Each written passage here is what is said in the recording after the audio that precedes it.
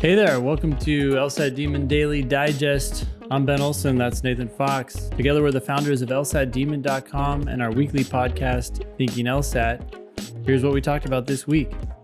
Good evening. I have been trying to make the LSAT be my only job and concern to get into law school, but I have been struggling with feeling whether I am studying right.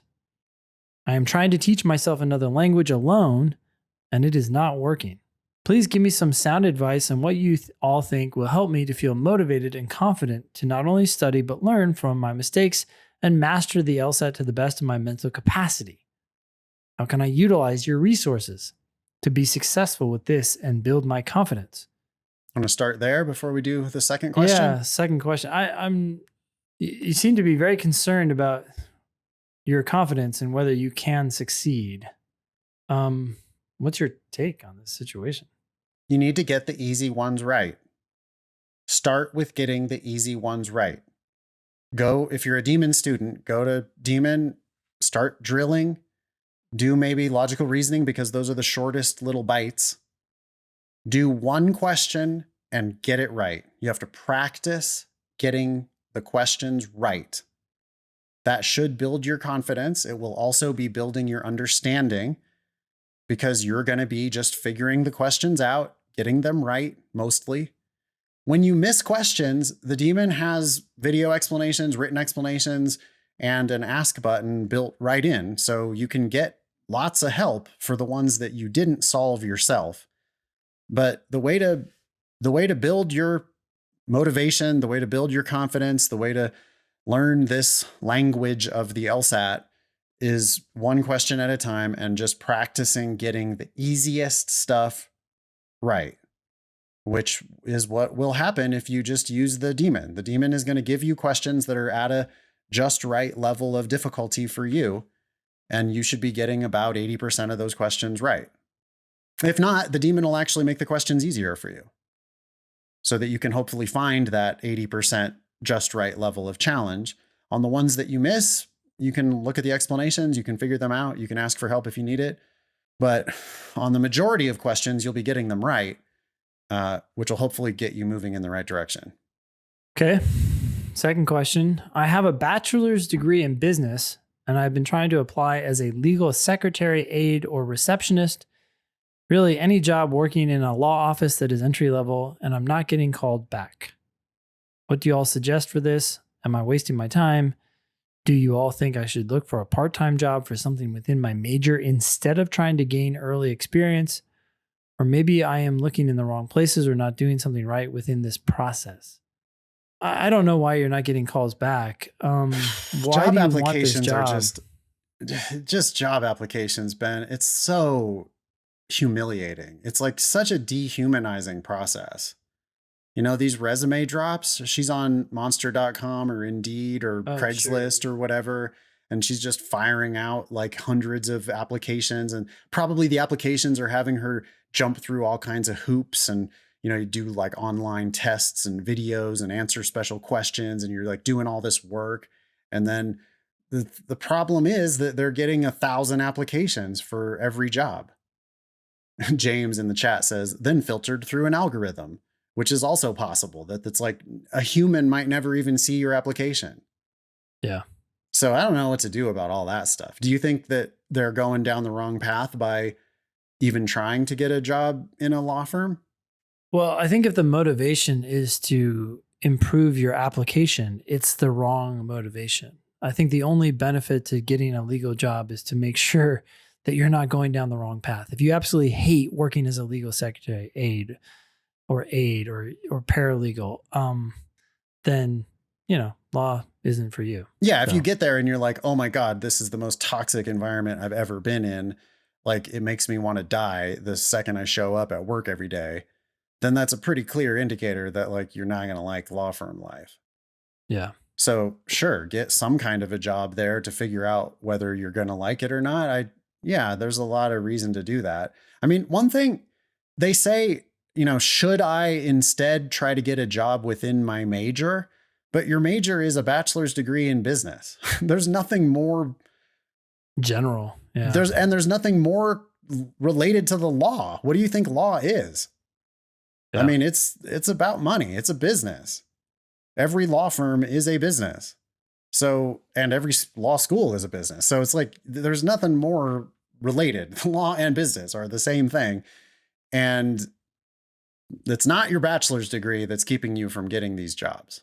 I do think that resume drops or anything else like that are extraordinarily ineffective ways of getting a job. We've recommended her book before, but Rachel Gezersay's The Law Career Playbook, the guerrilla guide to getting a legal job you actually like, is going to be something that's helpful for you to get a job in a legal setting, but it's also just going to be helpful for anyone looking for a job, period, because the principles apply elsewhere. So I would get that and start reading it. I think even just the first chapter might get you going in a better direction. It's an excellent use of $15 or $20. Again, it's Gezersay, Gezersh, Law Career Playbook. I'm sure you can find it on Amazon, have it in 2 days. And like you need to start pounding the pavement, basically. Use your network to get informational interviews to get to where you're actually talking to people, because these resume drops and emails and cover letters and bullshit is just like, it's horrible. I mean, it's just not a good system at all. And it's not surprising that you're getting very frustrated doing it that way. So try it. And I would add that building a network or anything like that may sound daunting and long-term, but the reality is even a small step in that direction is going to be exponentially faster than trying to go through some algorithm. Just even one connection is going to do way more. With me, I have Hannah Chainin. Hannah is a long-time correspondent of the Thinking LSAT podcast and has a success story to share. How are you, Hannah? I'm good. How are you doing today? I'm doing just fine. It's a beautiful day outside. Tell us where you started with the LSAT, where you finished, how you got there, and what you're doing now. Because you're a success story who's passed the initial like LSAT and law school admissions, and now really enjoying your job. So we'll get to all that. But why don't you go ahead and tell your story? So after undergrad, I moved abroad, and I actually found your podcast when I was thinking, what's the next step for me? So I was working in Israel, listening to your podcast all the time, and decided like, okay, I think I'm going to try the LSAT. I'm going to try law school. Let's see what happens. So when I moved back home, I started studying. I want to say I did 3 months full time, pretty much. And this was back in the Fox LSAT days, pre-LSAT demon. So I think I did the program online, and then we maybe did a few one-on-one sessions as well. Okay. So my initial diagnostic was at 157. The first time, so I took June of 2017. That was my first attempt. And I actually got appendicitis about a day and a half before the test date. I had to have an emergency appendectomy. And then I thought, oh, I'll just go still take the LSAT. I've been trying so hard to prep. And so on that event, I got a 164. And I knew that wasn't really consistent with where I was scoring on my practice test. But luckily you had sort of already prepared me, and also through the podcast, to sort of plan to take it twice, and it's not a big deal, and it's worth it to take it again to bump up your score for the big payoff on the back end. Yeah, you might end up taking it more than twice, but I think everybody should be looking at least twice. That way the first one isn't stressful. It's just a practice for the next one. And then if you do end up taking that next one, you should probably schedule one more so that it's just, oh, this is just a practice for the next one. I'm going to play my own game. All right. How did that one go? So my second time, I came out at 174, which was pretty close to how I'd been scoring on my practice test. So I felt like that was a good final score to go with. And got greedy from there, or decided to settle with the 174? I kept the 174. I did try to get a little greedy in my scholarship negotiations, which we can also discuss. I was looking back through my email today, and I found these emails to admissions officers that were like, based on your 509, 6% of your students are getting more than full tuition. And I was wondering if I would also qualify. And in retrospect, that's so cringy. But why is it cringy? it got me some more money. I mean, I guess, right? That's like the job of an attorney is to advocate for yourself. So I've started that advocacy early. So no, that's the job. Like ask hard questions. Whatever. It's it is negotiation. It can be like really uncomfortable, but it actually worked. It did. So I ended up with $1,070,628 worth of scholarships from 10 schools. My whole goal, and I really attribute this to the podcast, was I was just going to go to law school wherever I didn't go into debt. So if that was University of Memphis, where my hometown, that was totally fine. If it was a higher ranked school, that was totally fine. I knew law was not always my dream job, and it wasn't something I was willing to have a mountain of debt to accomplish. So I was really open to sort of following the money to a certain extent.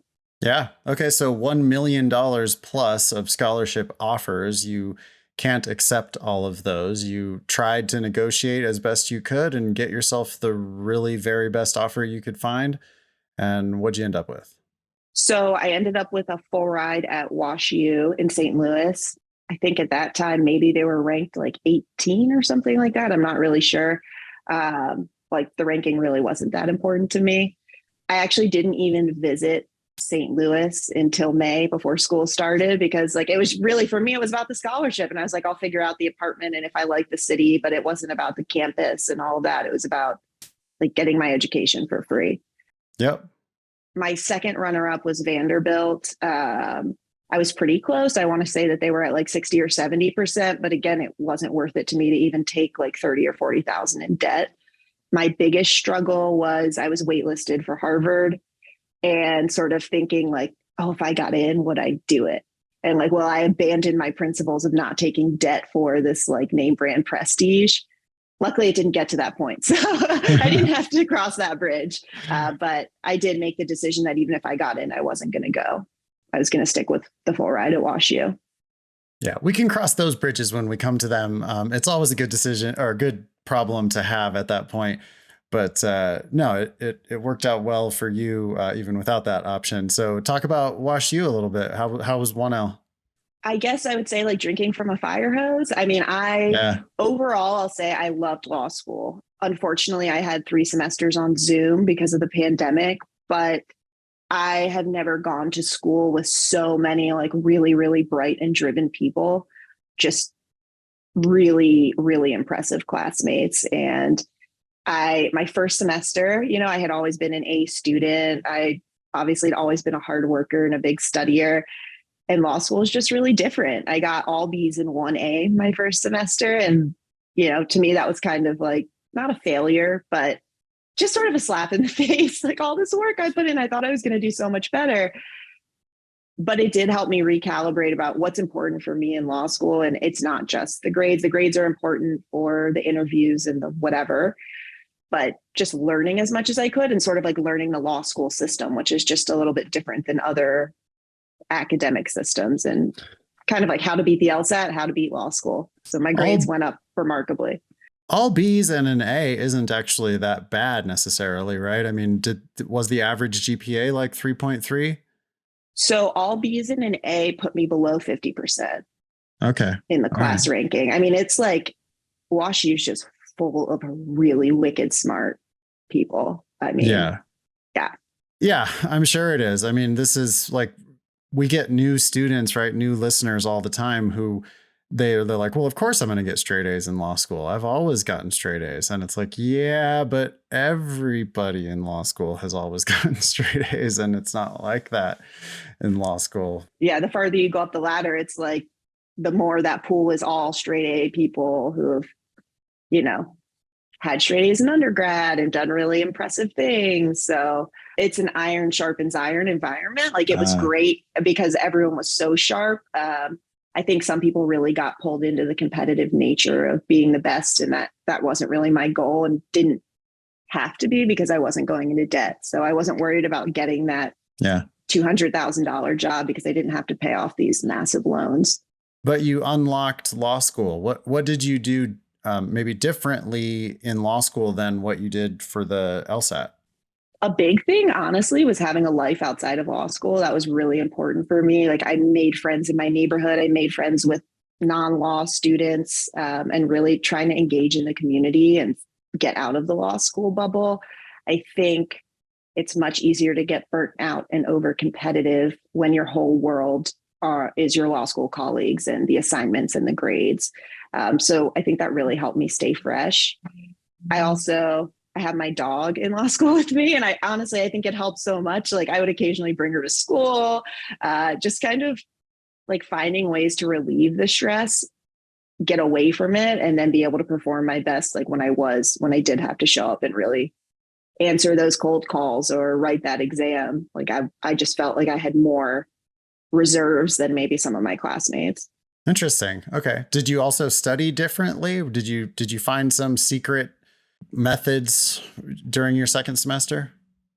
Honestly, I tried a little less hard and I tried to see the big picture. I think first semester I was so bogged down in the details, and when everything seems like do or die, every detail of every case is so important, you get really myopic, and it doesn't serve you on the exam. They're not going to ask about a specific case on the exam. Usually they want, do you know the theory? Do you know the underpinnings?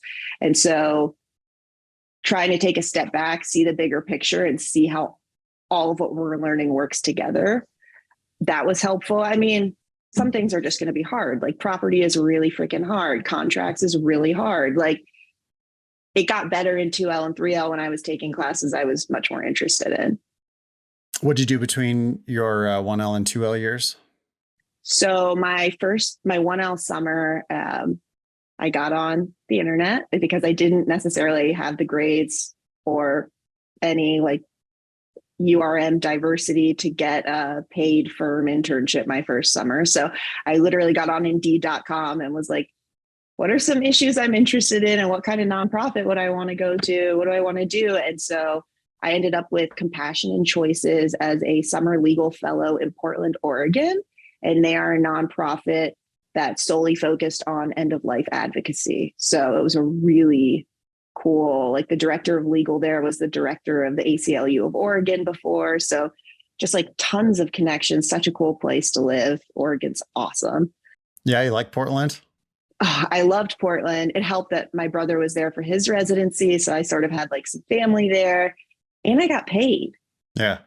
I got paid $1,000 a week, and I felt so lucky to be in a great place and to actually like receive value for my work. It was really cool. Cool. So you found a great summer, and then back to 2L electives and whatnot. Pandemic hit at some point. Yes. So I went back to 2L. I had a full semester. We left for spring break, I want to say early March. And I vividly remember getting a haircut while I was home in Memphis. And I was like, I don't think I'm going back. I just hear that this thing is going on. And then I think it was like March 13th or 14th that they sent an email that was like, no one can come back to campus. So I obviously had a lease and I still had an apartment in St. Louis. So I might as well go back. So I spent the next 3 semesters working out of my apartment. So, my friends would come over, we'd all hang out. We had classes together. We'd like sign on together and do Zoom, have like a Zoom School of Law shirt. We like made swag. It was a weird time. Yeah. So you like bubbled with your colleagues in law school kind of. Yeah. Yeah. It was odd, but it was also really cool to see some of my classmates went home. So you would like see on Zoom, like, what is their home environment like where they're from? You kind of like got a glimpse more into people's lives because you're going to class with them at their house to a certain extent. Yeah. You kept getting good grades during the COVID times? Yeah, it was fine. I think all A's pretty much. Honestly, I didn't pay that much attention because unfortunately my grades from my first semester of 1L kind of knocked me out of contention for most OCI or recruiting at those types of prestigious big firms, or those prestigious clerkships. So I just really focused on like doing my best and enjoying what I was learning. I like focused more on the learning than the performance. And actually that did lead to better grades overall. Yeah, of course. I think that's a really good tip for LSAT students too. Focus more on the learning, focus less on what's your score right now, one question at a time instead, and just learn as much as you can as you go. That's great. So then, all right, graduation is looming. You realize that you're going to have to start working for a living. What happens next? So during my 2L summer, I actually did a split clerkship. So my first 6 weeks, I clerked with a firm in Memphis that I had actually worked for the year before law school while I was studying for the LSAT. I thought that was my ticket. I'd worked there before. We all really got along. I got tons of positive feedback, and they didn't make any offers because of COVID. So none of their summer associates in that office got an offer. So I was really like, oh shit. That was my ticket. That's like, I was going to move back to Memphis. I was going to have this job. I was going to be making, 6 figures easy. And it didn't happen. It was kind of my in. Luckily, I had another position lined up for the second half of the summer at a firm in St. Louis. It went okay. It was really stressful. The first clerkship was remote. The second one was in person. It was just a really weird time with like the masks and where you could go and who you could meet with. It was just a tough situation, but they kept me on part-time through my 3L year and obviously made me an offer. And I thought, well, okay, the first one didn't work out, and I like St. Louis enough. So I actually bought a house while I was studying for the bar and figured like, I've got this firm job. I'll get a house. I'll do that. So I luckily had that set up by the end of 2L summer, basically, that I had a job set up for myself. And that's amazing. You decided to buy a house during law school instead of paying for a house worth of a JD. Yes. And it was a huge, right. They look at your debt to income ratio, and my income is projected income essentially. And I did have one of my parents co-sign, so that obviously helped, but I would not have been comfortable paying a mortgage if I was also paying $1,000 or $2,000 a month on student loans. I couldn't have anticipated they'd be frozen for this long. Maybe I could have slung it, but no, that would have been out of the question for me if I had a large amount of debt.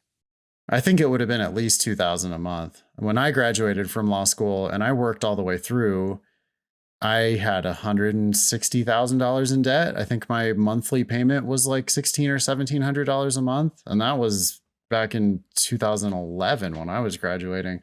So today it's going to be double probably. And so this is a homeowner that you're listening to right now who is able to be a homeowner because she did not pay tuition for law school.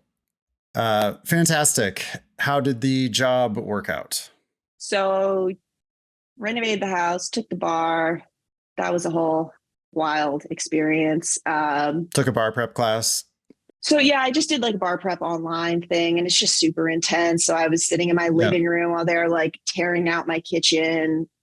It was just kind of mayhem. And because of COVID, they like split us into multiple locations. So I took the bar in a gym. Okay. It was a mess. We had to wear masks the whole time. Like, while how hard is the Missouri bar? I did well enough that I can be admitted in any state. So like, okay. I think pretty high pass rate. I think it might have been lower the year we took it and the year before than it had been historically, but it's a 2-day. It's not like California or Texas that has like the oil and minerals part. Like, it's not super specific. Okay. It's UBE. So they have one section, I think, one written section that's Missouri specific. And then you have to take some Missouri thing before, but all of the answers are on the internet. Maybe we should edit this part out, but all the answers are on the internet and it's multiple choice. So you just pull up the document with the answers and go through multiple choice. It's a joke. Sounds like a joke. Yeah. So the bar went fine. And, I was like, all right, time for the firm job. Like, big girl, got my suits. I was ready. And it was nothing like my summer associate experience. It was nothing like the contract work I'd been doing during 3L. If 1L was drinking from a hose, I don't know, maybe this was like drinking from Niagara Falls. It was incredibly incredibly stressful. Obviously, there was a huge learning curve, but there's also law firm culture, particularly the firm I was in, is pretty tough. And I didn't maybe have a full appreciation for that based on my previous experience with that firm. Tough how? The standards are really high, right? Everything you're producing is outside facing, it's client facing generally. So everything had to be perfect all the time, which I totally get. Clients are paying a lot of money for your work, so it should be your best work. But there's not much of a runway and there wasn't much training, right? So when you're in a billable system, if you're taking time to train your associates, that's time you're not billing from a partner perspective. So a lot of times what I found the approach is just figure it out. And then maybe you'll get some feedback on the back end or maybe not. I also really just struggled with the billable model as a whole. Anytime you're not working, right, you're getting behind. So yes, you could take vacation, but you take those 3 days, that's 24 hours you could have billed, and you have to make them up somewhere else later in the month or later in the year. So I just kind of felt like there was a constant ticking clock if I wasn't working that I should be. Yeah. So how long did you stick it out? So we started with three summers or three associates, first years, and I was the last one there. And I believe I made it, I want to say 7 months. I had sort of raised some concerns previously and said, this is what I'm struggling with, and my workload's a little crazy, and is there anything we can do about it? And maybe it wasn't taken seriously. I don't know. And I just basically said, all right, guys, like, this isn't working for me. And luckily, because I didn't have this mountain of debt, I didn't maybe get pulled into like the sunk cost fallacy, right? Like, I put so much into this, I have to see it through. I have to be a partner. And I was like, I just don't think this is for me. I don't think I'm a litigator. I don't think I want to fight with people all day. I'm done. And they were really surprised. But I was so burnt out. I couldn't, at that point, I really hadn't even, maybe I'd interviewed or started looking a little bit, but I didn't have a job lined up. I just had to sort of like jump ship and take care of myself and figure out the next thing. I love that move. You do have a mortgage, but you don't have a job at this point. That's a little bit tough, but yeah, you knew that it wasn't the right spot. And so I think getting out of there sooner rather than later is always, I don't know. I've quit without having a job before, and I'm really glad I did, because I just could have been stuck in some stupid job. Yeah. And for me, it wasn't a like, will I be stuck here? It was like, I won't make it. Like, I was physically unhealthy. I had HR come talk to me. They were like, I just want to make sure everything's okay, because like, you don't look great, and instead of actually doing something about it, it was just kind of, are you okay? Do something about it yourself. And I was like, I'll do something. Be okay. Yeah, exactly. Be okay. And I was like, I'll be okay with it. Quit. Yeah. Yeah. And well, I think for some people it works, right? Like, some people litigate and they love it. But it just did not work for me. Isn't that that's how the businesses work? That's how the system works, right? I mean, you weren't the only one. They were surprised to see you leave, but you were actually the third one to leave out of 3. Were those other Wash U students, by the way, or were they from somewhere else? One was. One Wash U, one from someone else. And it's like they try to work you. They want to just find the people who will let themselves be worked to death. And none of you 3 were willing to do that. So you're gone. But they'll hire a new crop next year. Exactly. And I think it's like, you go through law school, at least at Wash U, there was a big focus on litigation, and you all go to these big firms and you all clerk. And so that kind of seems like the path you have to follow. But sometimes you just got to jump off and say, like, I'm going to figure it out, because it just doesn't work for everybody. So now you're back on Indeed.com, or what are you doing? LinkedIn this time. LinkedIn, so I, they have great email alerts they send you. And I was pretty sure I didn't want to go to another firm. Just the billable model. I knew even if I was doing transactional or regulatory work, I'd still have this ticking clock. And I wanted to have a life, frankly, and not be worried about that all the time.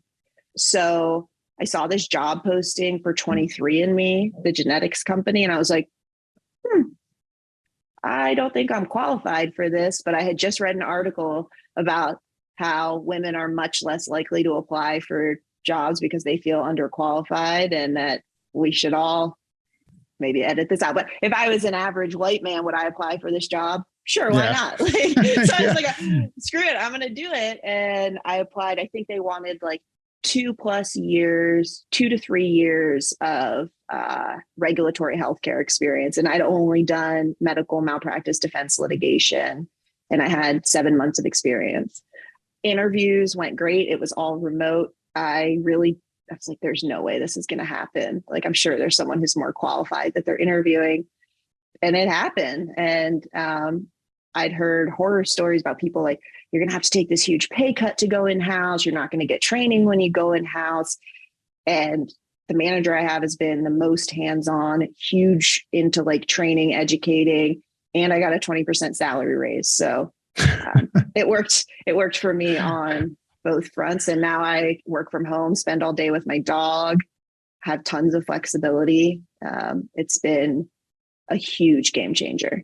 It's a good thing you sent that application. I love that. I mean, I wonder if that's why I don't get, like, I have excellent female students, but I don't get as many applications from girls as I do from guys for teaching jobs. We always hire our alums who kick ass on the LSAT. And every time I ask for it on one of the podcasts, I get emails, and they always come in like 80% dudes. That's not, I think, like women discount themselves for, yeah. I don't know. I had never thought about that. I was just like, oh yeah, white guys like me like to talk a lot. So you're like, oh yeah, I can teach that. Sure. No problem. That's kind of what I thought. I didn't ever think about, like, maybe there are lots of women students out there who killed it, who just, oh, I don't know that I could do that. What? Yeah, you could. Come on. Yeah. Amazing. Okay. So you did it, and you're there, and you're working remote. Yeah. So now I am in a compliance role. So I'm involved with healthcare and pharmaceutical compliance or pharmacy compliance, as well as like anything that comes up on the day-to-day. It's been a big learning curve because I was doing discovery and litigation work, and this is in the same realm, but a completely different practice area. It's just shown me that, like, with really good management, you can be thrown into something brand new, right? Because it kind of mirrors the experience of being thrown into litigation and having never done it, but it's been really, really positive. And I already feel like I've learned so much. It's been 3.5 months. How much of your time do you spend in like meetings versus just working solo? I would say maybe about 50-50. So in the firm, I would get to the office, close my door because I had so much work to do, and I might as well have been at home. I mean, I would just work 10 or 11 hours straight. Now I'm interfacing with all different teams, like all different types of businesses, product, therapeutics, like there's so much going on. And then I have my discrete projects. It might be like contract review or writing a policy or reviewing legislation updates, things like that. So it's pretty nice. Like, even though I'm remote, I have much more human interaction on a day-to-day basis than I did when I actually worked in the same space as other humans. Yeah. Yeah. It's weird. It's I don't know. The transition to Zoom it's real, but it's like, there's still real human interactions there. It's just, you don't have to wait in traffic for 90 minutes in order to get it. Right. And a really interesting thing with 23andMe, it kind of attracts a lot of like really ambitious, progressive, interesting people. So it's really fun to see, like, I have no idea what this person's job is, but we're in a meeting and they're doing all kinds of cool stuff and where they live. And yeah, it's just been a really, really cool experience. Yeah. Fantastic. So again, what was your starting diagnostic? 157. And then my first highly pain medicated post-appendectomy test was a 164. And then my second real attempt was a 174. And I did submit a letter to all of the law schools, essentially threatening to take it again. no, explaining that I didn't cheat and go up 10 points or anything like that, that it was like due to a medical.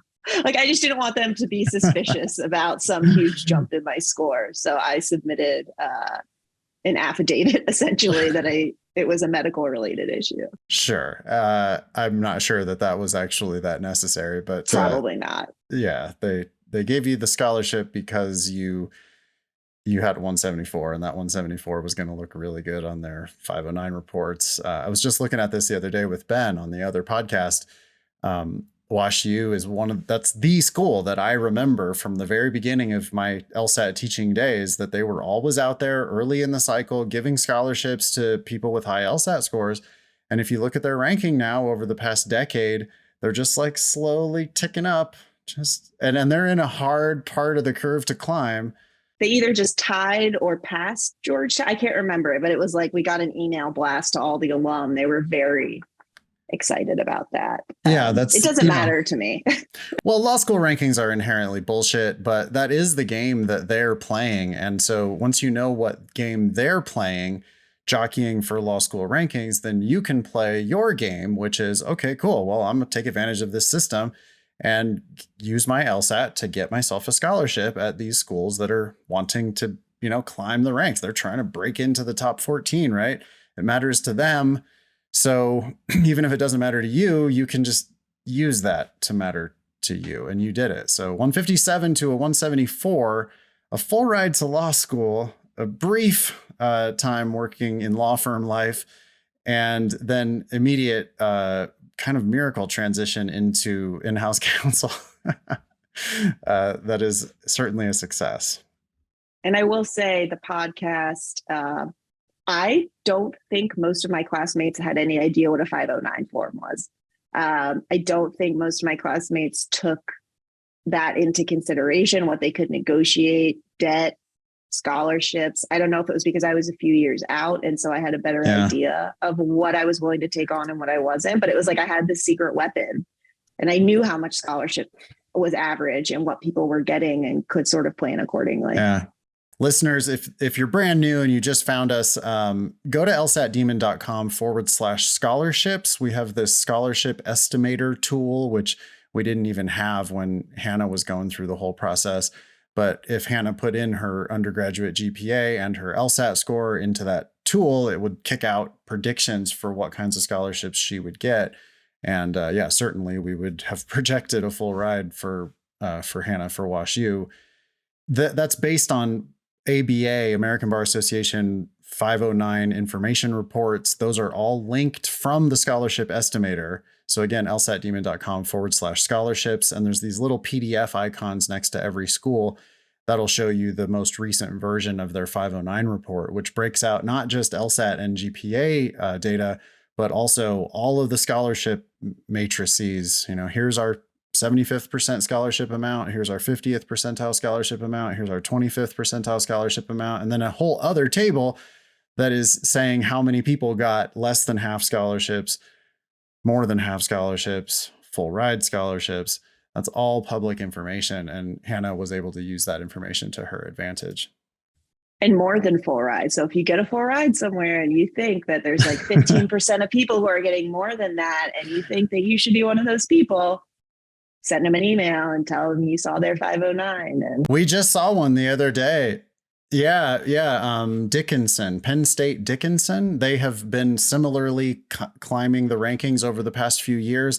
They're down there around like 50 or something, but they were out there like the very beginning of last cycle offering scholarships. And when we looked at that 509, we saw that they were offering, it's like 2 people in the entire school who aren't getting any grants, and then more than half the class getting full ride or more. It's insane. Not that it's wrong. I'm just saying, there is a pretty wild like scholarship game going on. You got to realize that, Hannah, I wonder if you were ever like sort of wistful about it. Like you're looking at these other people in your class and that they're paying for you to go there. Did you have a moral quandary about that at all?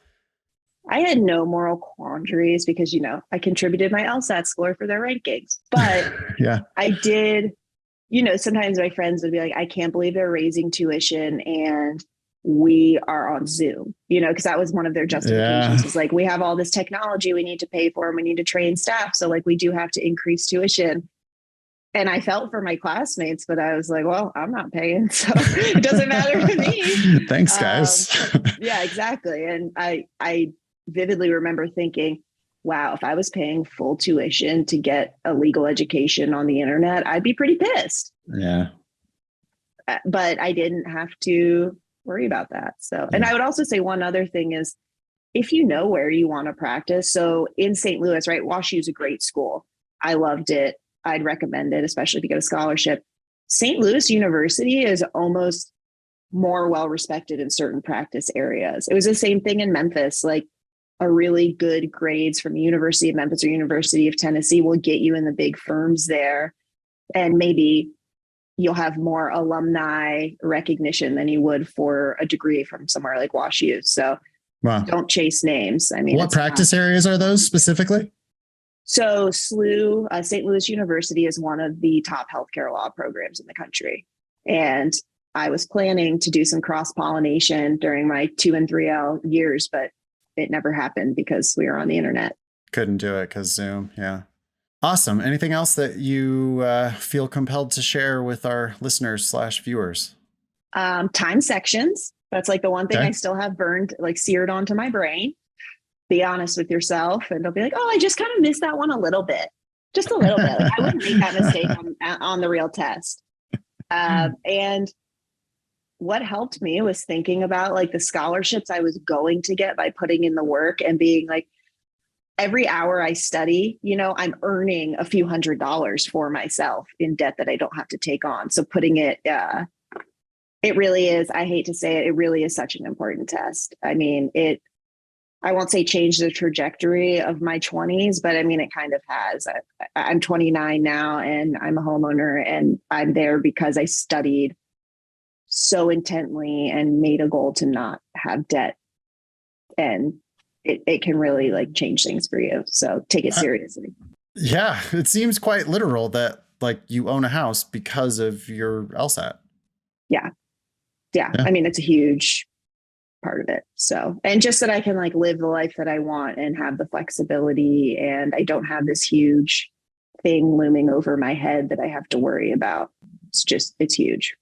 You mentioned LinkedIn earlier. Would it be okay for listeners to reach out to you, find you on LinkedIn? Absolutely. And I love, especially talking to like 2Ls and 3Ls. If anybody has questions about firm versus in-house, pre-law folks, I love talking to people who are in my shoes. It's Hannah Chanin on LinkedIn, CHANIN. Do you want to give out an email or no? Yeah, it's HD as in dog, CHANIN @gmail.com. And happy to answer any questions, have a chat, whatever. Excellent. Thank you so much for coming on the show, Hannah. You can email daily at lsatdemon.com if you'd like to ask us a question or share some LSAT or law school admissions news. Thanks for listening. Hi, I'm currently applying to law school. All right, great. I was born in Egypt in North Africa, and I lived my childhood there before coming to the States. On law school apps, I feel that I am an underrepresented minority, but there is disclosure on whether Middle Eastern discourse on whether Middle Eastern / North African individuals should put white or African American on their apps. What do you advise I should do? Do you think it is ethically wrong to take advantage of URM incentives and select African American? Should I just put white, even though I'm not white and I'm not white passing? I would check the box for African American in a heartbeat in that circumstance. I mean, if you just said, I'm not white and I am not white passing. So like if your skin is actually brown and you're from literal Africa, I can't imagine them saying that you can't identify as African American. Maybe that's a real naive take on it, but I haven't read any of this discourse about whether Middle Eastern / North African people should put white or African American. Isn't there some other option, by the way? There's a long distance, it feels like, between white and African American, but you were born in Africa. Egypt is an African country. Yeah. If you check the box for African American, I can't imagine they're going to be like, no, you're white, especially if you don't look white. And if you looked like me, and then you were, if I had been born in Egypt and I definitely just look white, then for me, I could see how there would be a bit of a dilemma. Yeah. But for you, I don't know. What do you identify as a thing? Doesn't sound like you identify as white. Yeah. Anything? It's a gray area, and you don't seem to identify as white. So if those are your only two options, then I don't think you're taking advantage of the system any more than maybe someone else who has a similar debate might be doing. So you were born and lived in Egypt, which is an African country, and you don't pass for white. So what are you? You're literally African and American. Yep. So I think you could probably safely check African American. Correct us, by the way, if we're ever wrong. Our intention is not to know everything. Our intention is to learn about these things. So thank you, Anonymous, for writing in.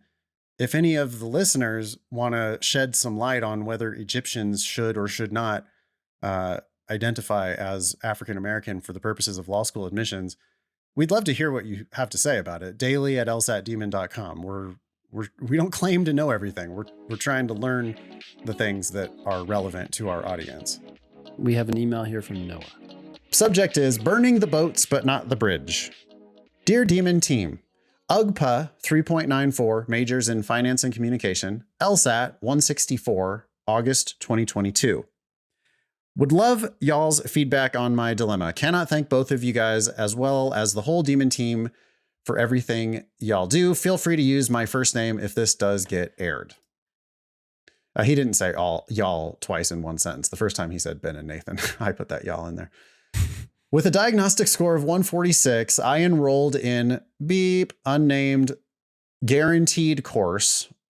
165 plus guaranteed course. Did you know they had such a thing? I have seen this before. Yep. Wow. Okay. So they guarantee you'll get a 165. Got it? Wow. Okay. And it's a $1,500 class back in January. After months of twice a week, 3-hour-long classes and way too many late nights filled with hundreds of homework questions, I scored a 157 in April. Does that mean that he got the money back guarantee? But no, what it's going to be is you can take the class again. You can take the class again. Oh, that's what's guaranteed. Yep. We can guarantee you can keep taking the class. Well, the other thing is, did you do all the homework? That's why they give hundreds of homework questions. Noah did it all, it sounds like, and it actually improved by 11 points despite that company's terrible strategies. Yeah. I looked everywhere for help on the test, finding this podcast in the process. I was hooked immediately on the Demon philosophy and became a premium subscriber for 2 months ahead of the August LSAT. I was averaging 167 on my weekly practice tests in July, peaking at 169. I ended up earning a 164 on my official test. I was so excited about the 7-point jump that I broke one of Nathan and Ben's fundamental rules of getting your best possible score first. I applied early and broadly, 16 apps submitted, the first week of September with this 164. And then Noah says, I know, combining that with my wasted other prep course is quite the sunk cost. Yeah, in other words, none of this actually matters. Unless you accept a bad offer, none of this, whatever you've done so far, all sins are forgiven. You recognize it as a sunk cost. That's what it is. Yeah. I went into the summer working to break 160 and have already received a full ride offer near home at Baylor. something I would have been ecstatic about back in April, but I already feel like I'm leaving money on the table taking any offer that comes to me this cycle. If I can make an official 7-point jump in 2 months, there's no telling the kind of progress I can make ahead of next application cycle. That's 1,000% correct. If you get 7 more points, there's no way you're going to Baylor. Yeah. Even with full ride plus stipend, you're not going to Baylor. Yep. I'm graduating from undergrad this December, and I've been discouraged with my lack of progress in the job search thus far, which likely led to my decision to apply this cycle. That is very common. People are like, but what am I doing with my life? And I can't find a job, so I need to go hide out in law school. Bad idea. Plus, my parents are very vocal in their support to take one of the full ride offers in hand already. But I know both of these things are so small compared to the investment I am making in my future legal career. And there, I think, it's not just the name of the school, it's the time that you spend at that school. You're making a huge investment, and Noah recognizes that. Noah says, I know I need to withdraw my applications, but I want to wait until December after I hopefully find full-time employment, as well as see the kind of offers a 164 can get me. That's 2 reasons. What do you think of those 2 reasons? What's the point of waiting until after you find full-time employment? Noah is just like his subject line says. He wants to burn the boats, but not the bridge. He wants to keep this hold, this safety blanket. I just think nothing but bad things are going to come out of that, Noah. Your Tell the parents are going schools to that- double down on their pressure for Yeah. you to go. Yep. Every day you keep those applications open is a day closer to you actually taking one of those offers. And those offers are not as good as you can get. Like, you're going to find out what you were worth with a 164. I don't give a shit what you're worth with a 164. You're going to end up way higher than that. You've been averaging 167, peaked at 169. 170 something is well within reach. Without any more prep, you could go take the test again and easily bump up to 166, 167. Easily. And with prep, you could end up at 170 something. Yeah. Both of those reasons are bad for keeping your applications open. Like, nothing but bad is going to come from this. And then Noah says, how can I withdraw in the most respectful way possible that does not harm my chances at getting in next cycle? You're way overthinking it. I think you need to say, thank you for your offer of admission, but I've decided that this year won't work for me. I'm going to reapply next cycle. Some of the schools might come back with, oh, well, would you like to defer? At which point you need to read the fine print, probably say no. Because if it's like some binding deferral, then no. Yep. But people don't understand, Ben. They have hundreds of applicants. They have thousands of applicants for hundreds of spots. There are going to be dozens of people who get admitted and then say, oh, this isn't the right time for me. They're never going to remember you. They're never going to remember. No. They act like they might, but they're not. They're going to be perfectly happy to evaluate your application next cycle. Be kind and respectful. Like you said, thank you, but not this year. We don't need to burn any of those bridges. Yeah, thank you. I have some personal things I need to take care of this year. I decided I'm going to reapply next cycle. Yep. Very simple.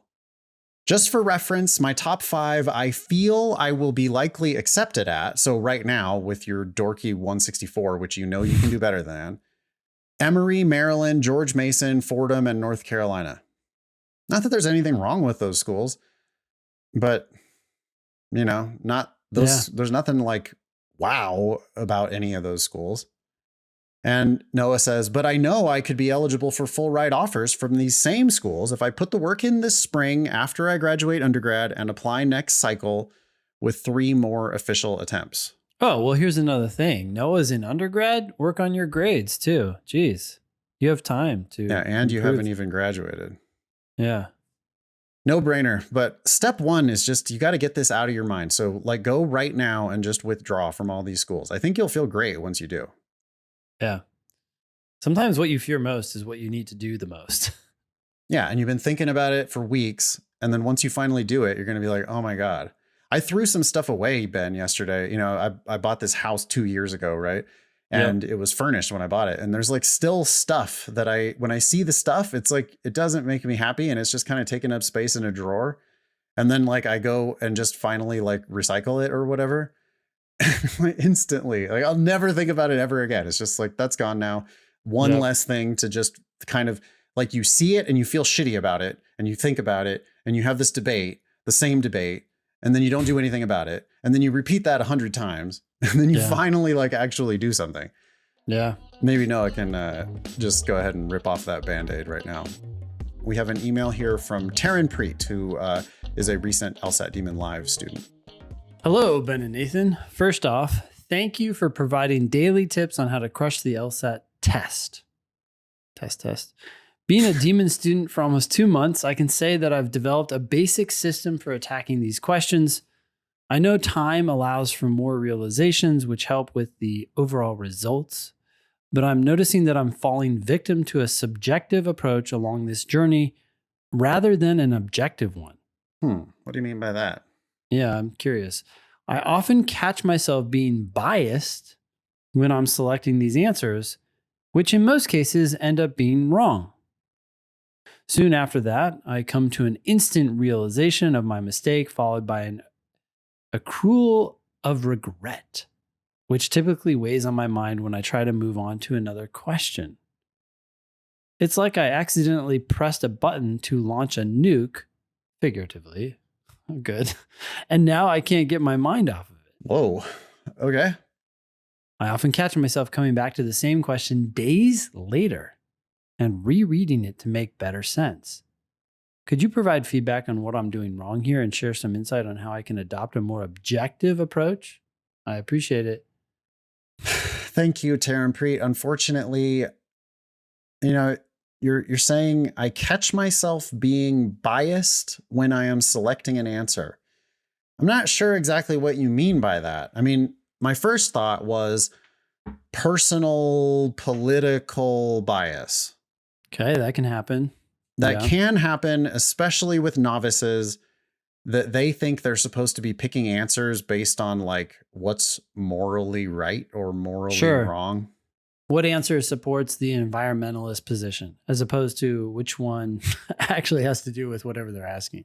Well, it's always about supporting the argument right. So it's like if the environmentalist is making an argument and it is a strengthened question and you are in fact an environmentalist, you might be tempted to pick an answer that is like sort of favorable to the environmental position overall while ignoring the actual dumbass argument that this particular environmentalist is making on the page. Yeah. And there, your problem, I don't know. It doesn't seem to me like subjectivity versus objectivity. It feels to me like you're not answering the question that's being asked. Yeah. You should be using a subjective and objective mindset, I think, when you attack LSAT stuff. I don't even know what to make of that particular advice. I would just say, what's the conclusion? What is it literally saying? Has it been proven? But frequently we do think about like, do you buy that in real life? Right? I mean, like, yeah. And so there you are using your own subjective analysis. You're thinking about it going, boy, if somebody said that to me, how would I feel about that? And not whether I would be insulted or whatever. It's just, does it make sense to me? I guess you can call that objectivity. But really, there is no objectivity, right? I mean, isn't everything like kind of subjective? I guess there's hard scientific facts that we can call objective, but we're still just really having hypotheses about the way we think that the universe works. Yeah, I don't know if the discussion is super helpful. I don't know what people are supposed to take away from, should I think objectively or should I think subjectively? Right. I guess just because I don't want people to start asking themselves, do they agree with the claim or not? I want to know, I mean, I guess I do on some level, but I'm more concerned about whether or not they agree with the conclusion given the evidence that they just have to accept as true. Now, I'm okay with them saying, hey, I don't think that premise is true in real life because that happens all the time. Right. But then you also then just have to immediately move on and go, well, that was presented as evidence, so I'm just going to accept that for the sake of argument. That's a common phrase. For the sake of argument, if you accept these premises as true, this evidence is true, what do you think of the conclusion now? Are you compelled to accept it? Yeah. That's the game that question. we're playing ultimately is you might not, some of the premises might be crazy, like every brick house has a front yard or something. What? That's not true in real life. But if we accept that as a premise for the purpose of argumentation, if we accept every brick house has a front yard, and then they go on and they reach some conclusion somewhere, your job is to always agree with the premises and then still find ways to disagree with the conclusion if you can. Or notice that the conclusion is actually proven if it is. Yep, that's your job. I'm a little concerned about this second part. I come to an instant realization of my mistake, followed by an accrual of regret. Well, Terranpree is Canadian. You have to understand. They're sorry for everything. So the accrual of regret, that's part of being Canadian. Oh, is that Canadian guilt? Is that yes. what that is? Mm-hmm. Okay. Let it go. You're doing great. If you're doing questions and learning from your mistakes, you're winning. Yeah. I mean, the fact that we go all the way to, it's like I accidentally pressed a button to launch a nuke. That's extreme. Like, I don't think that's just like, so the missiles are in the air and it's gone and there's nothing you can do about it. Shit. Well, but also just like, it's gone now. It happened now. Like my subjective mind got in there. My bias got in there and now I just can't see any other answer. I mean, maybe that's what Terranpree is saying. Oh, like there is no resolution to this. Like you can't shoot down the nuke. Yeah. I'm a little concerned about this. I often catch myself coming back to the same question days later and rereading it to make better sense.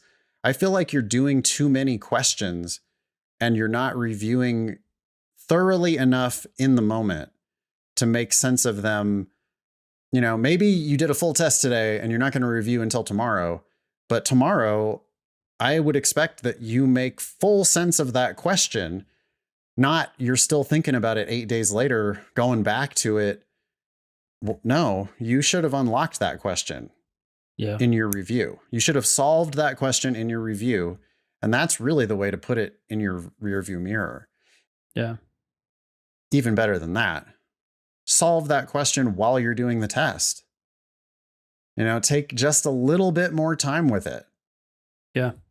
Instead of being like, well, the nukes are in the air. I was biased. I have regret. I'm moving on. Instead, it's like, well, maybe take a little more time with that so that you're not just firing off the nukes. Sorry. I'm just thinking about the situation. The nukes are in the air. I have regret. Everybody, I have regret. Okay. Are we good? That's something like our former president would have said. Sad. Email daily@lsatdemon.com if you'd like to ask us a question or share some LSAT or law school admissions news. Thanks for listening.